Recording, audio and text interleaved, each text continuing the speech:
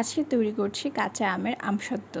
একটি মাত্র আম দিয়ে কিন্তু আমি আজকে কাঁচা আমের আমসত্ত্বটা তৈরি করব। আমি এখানে ফজলি আম নিয়েছি। প্রথমে আমটাকে স্লাইস করে কেটে নেব এবং আমটাকে আমি সিদ্ধ করে নেব।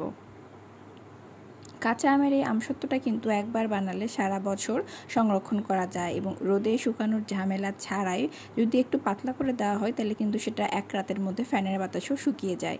আমগুলোকে ধুয়ে নিয়েছি, এখন আমি এগুলোকে সিদ্ধ করে নেব। একটি আমের জন্য 1 কাপ পরিমাণে পানি দিয়ে আমগুলোকে সিদ্ধ করে নিচ্ছি। আমগুলো সিদ্ধ করা হয়ে গেলে একটি স্ট্রেনারের মধ্যে দিয়ে এটাকে একটা মসৃণ একটা পিউরি তৈরি করে নেব এবং এই মসৃণ পিউরিটা গরম প্যানের মধ্যে দিয়ে এর মধ্যে কিছু পরিমাণে চিনি অ্যাড করছি। আমি এখানে 1 কাপের মতো চিনি নিয়েছি। 5 ফোড়ন এবং শুকনো লঙ্কা আমি ভেজে গুঁড়ো করে রেখেছিলাম, সেটাই পেস্টের মধ্যে দিয়ে দিলাম। স্বাদমতো লবণ দিব এবং বিট লবণ দিয়ে দিব। দেওয়ার পরে পেস্টটিকে খুব ভালো করে আবারও মিক্স করে নেব। সামান্য পরিমাণে ফুড কালার অ্যাড করছি, এটা অপশনাল, কাঁচা আমের একটা লুকস ক্রিয়েট করার জন্য।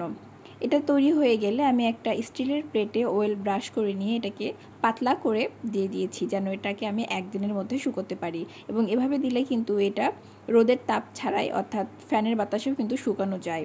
এভাবে একটা নাইফ দিয়ে চারিদিক থেকে একটু চাড়া দিলেই কিন্তু এটা এভাবে আস্তে করে উঠে আসে। আমার এই আমসত্ত্বটা কিন্তু একদমই ট্রান্সপারেন্ট হয়েছে এবং এটা কিন্তু একদমই দাঁতে লাগে না। বাচ্চা থেকে বড় সবারই কিন্তু পছন্দের এই কাঁচা আমের আমসত্ত্বটি।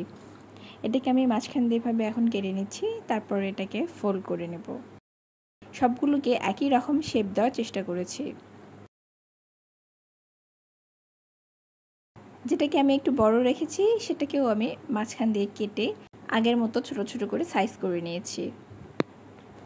এটা একদমই ইজি বানানো এবং এটা জাস্ট কয়েক মিনিটের মতো সময় লাগে, শুকাতেও খুবই অল্প সময় লাগে। আপনারা চাইলে এটাকে বাসায় ট্রাই করবেন এবং ট্রাই করলে অবশ্যই আমাকে কমেন্ট বক্সে জানাবেন। আল্লাহ হাফেজ।